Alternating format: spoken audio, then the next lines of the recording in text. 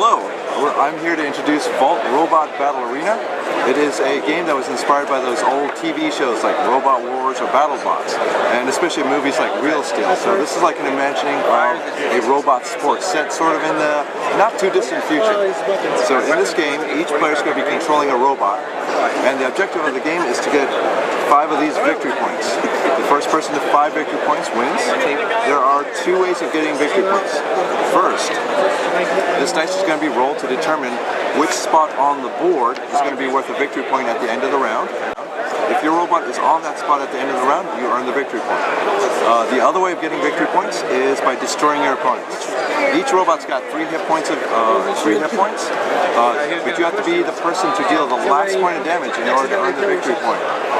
Each player is going to use their control board. The control board's got 2 sections. You have your movement section as well as your weapon section. Also, each player is armed with 3 action dice. These dice are actually not rolled. You choose the facing, you choose which face you want to use, and you place it on your controls.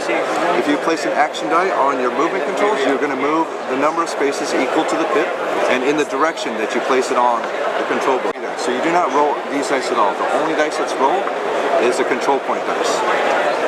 And the same goes for the weapons. You place your dice on any of the weapons, and you can use any colored dice on any section of the board. The only restriction is that you can't have all 3 dice on your movement.